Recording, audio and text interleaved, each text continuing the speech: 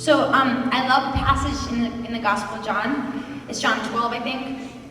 The anointing at Bethany. It's when, the Gospel today at Mass is the passage where Mary and Martha are with Jesus. Martha has invited Jesus to her home, and she's preparing a meal for him. She's all like, I have so much stuff to do, I gotta get ready. Mary's like hanging out with Jesus at his feet.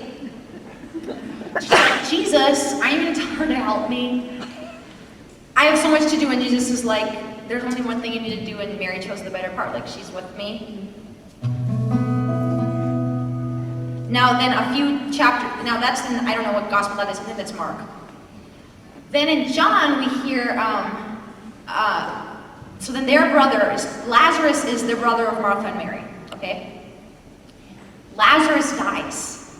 And Martha's so mad, she's like, if you would have come, Lord, he wouldn't have died. Like, if you would have come when we called you to come and heal him, he wouldn't have died. But he didn't come, Lazarus dies. Then, we all know, then Lazarus was raised from the dead by Jesus. And so then here's this scene where after Lazarus is raised from the dead, can you imagine, like, he died, he was dead for 3 days in the tomb.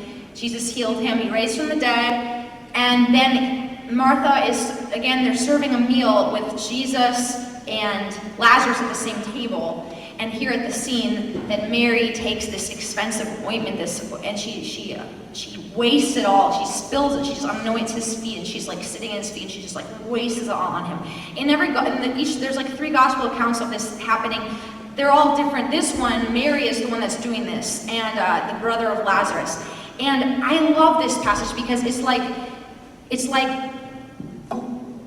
Judas is like, why didn't she sell this and give the money to the poor? Like, this was like a whole year's worth of wages. Like, this, what she just spilled all over his feet, like, to bless him. She's all crying and like, I love you, Jesus, Like, that could have done a lot of good. And instead, she just wasted on him. And a lot of people, like, especially people that have been close friends of mine, when they find out that I'm going, and they find out, like, oh, you're not going to make any more CDs or whatever, and they're like, that's such a waste. Like, you could do so much good. If you like, God's used you this way, you're gonna like do so much good. Like, if you just stay, why would you do that? Go waste and like go pray in the desert and stuff like that. And you take all these great pictures, like, oh my gosh, you can't bring your camera. Oh my gosh, like, why would God? That's crazy. And like, I've cried about these things. Don't worry, but I kept coming back. I mean, there's lots of things that God's been like just giving me peace about. One of them is this passage of like, we don't waste anything on God. How can we possibly waste something on God? He gave it to us. It all comes from him. It all belongs to him. My whole life belongs to him. So if I want to give it to him, that's not wasting it. That means it goes in his hands instead of like in my hands, being like, this is what I'm going to do. And being like, I don't know what to do. I'll put it in his hands and he'll have it be what he wants it to be. But even if nothing happened, even if it was just to give it to him because he's God, then why is that wasting? I completely disagree when people are like, you're wasting. It's not wasting. And prayer is not wasting.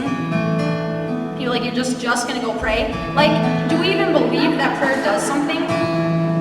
If we don't really believe, then I suppose it is a waste. But if we know, we believe that God is so humble that he would let our prayers actually do something, then shouldn't we pray all the time, if that means I'm gonna go and be hanging out in the desert or whatever, praying, then I'm not going to waste it. Okay, so here it is. And we can, whatever you give to Jesus, like, all right, I'm going to go give this to Jesus, whatever, it's only by his grace. Whatever you give to him, it's not going to waste anything. So give everything to him and take the risk of doing that in your life, and put everything in his hands in concrete ways, and then watch like him do amazing things. I mean, I know he's going to. So, here we go.